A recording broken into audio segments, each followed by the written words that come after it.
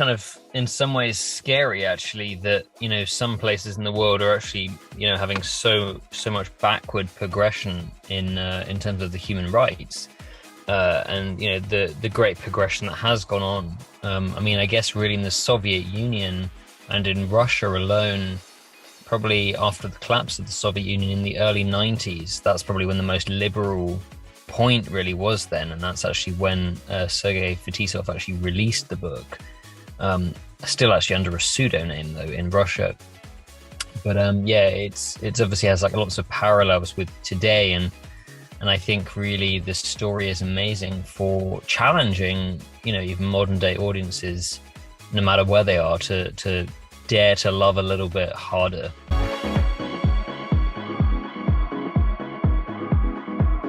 It's been amazing to sort of really get those reflections about what people feel, and what it brings up. And it's nice to hear that, it allowed you to feel a little bit of something too. Having been making this film personally for such a long time, there was one moment where I was sort of in the cinema with me and the director Peter Rebane and our cinematographer Might, and I thought, after all this work, this 5-6 years worth of work to put the film together, I was like, what if nobody likes it? And thankfully, the audiences that are, responding to the film are amazingly touched by it. The human story, of course, is very powerful, but, also the authenticity that we brought to the script, the nuances, the chemistry between myself and Oleg and Diana and Jake. It all seems to have kind of crossed over really nicely, and it's really humbling to hear that people will write to me saying, watching this film is a little bit like being given a really big hug and being told it's to be okay to be there, or it's helped somebody give a greater understanding towards people who are embarking on same-sex relations, and there's a greater sympathy which is there by audiences as well.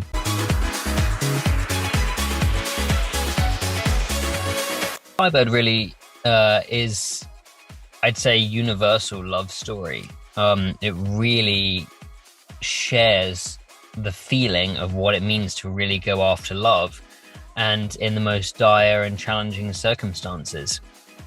It's set in the Soviet Union at a really fascinating point of Cold War history, and it's set on a Russian Air Force base at the height of the Cold War.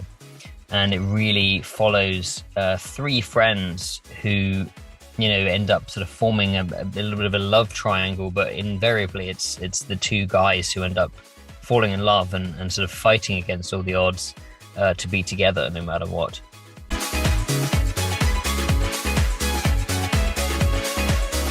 I think probably the authenticity and the sensitivity to this sort of subject matter.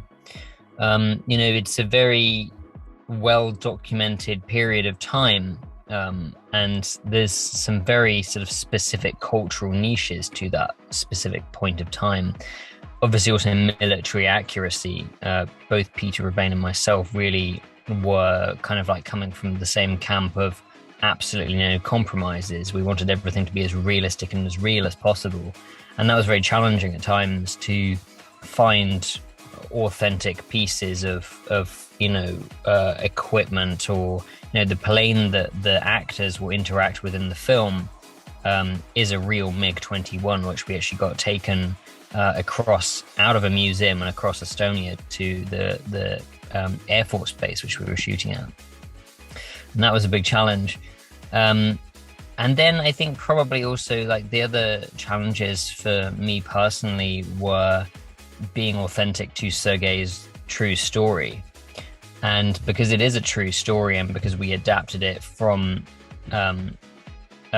his memoir, we wanted to leave intact the truth of his life, and yet at the same time deliver it in a entertaining, and very honest way. And I think that we managed to get there in the end. I mean, probably one of the most difficult things was that we actually made a very conscious choice to change how we represent Louisa in the film. Because in the original story, she's portrayed in quite a negative way and very unsympathetic from Sergei's point of view of how he writes. And so I felt it was very important that we gave the audience the female perspective in a very grounded and fair way as well.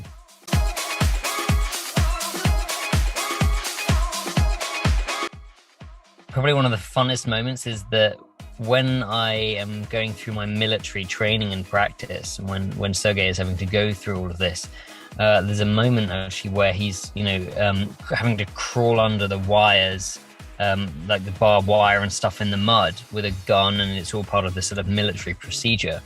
And the reality behind that shot is actually it's a ladies' garden in East Estonia, where we were shooting the majority of the Air Force Base shots.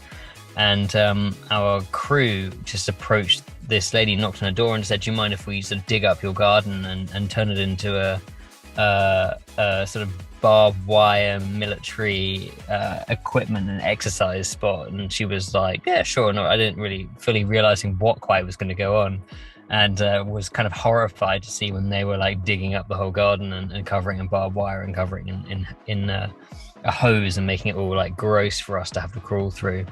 That's probably like one of the more unusual highlights. I think also, having to basically be in the Baltic Sea on our first day of shooting.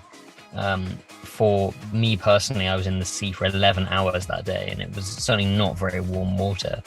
And it's the first time that we had all been together as the cast and the crew, and doing an intimate scene on literally one of the first shooting days, and then also acting like we were all like absolutely best friends. Myself as Sergei, and Louisa as played by Diana, and Jake as Volodya was it was certainly very good for like breaking the ice. I think the biggest thing that I learned from Sergei would have been this courage which he had, and this real courage to present himself to the world unapologetically as himself. He was not foolish in how he presented himself to the world. He was not sort of, he wasn't putting himself into dangerous situations deliberately. He was always kind of like aware of the surroundings and sort of had a very good discernment for that. But he also never compromised on, being true to himself, being true to his heart. And I think that that's something that I really learned through this process as an actor and as a human as well, is that this radical self-honesty can be so liberating. And I've, found myself way after shooting the film sort of going further and further and deeper into this process of just sort of being radically honest with myself and how I present myself in the world. And I think maybe if he learned something from me, it would have basically been about like something to do with like smile or charisma or something, because he didn't speak almost any English and I didn't speak almost any Russian, but like we had this very charismatic interchange like together, and he would just sort of like light up and we would just share these very kind of like kind moments. I think he was really grateful that we had taken the time to adapt and tell his story. Incredible. Yeah, absolutely incredible. And very informative to how I decided to play him in the film. Hi, so I wanted to reach out and invite you to now watch Firebird. It's available to watch, and it's an incredible love story, and it's set in a really exciting backdrop of an Air Force base, the height of the Cold War, and it's really a story about following your heart at all costs.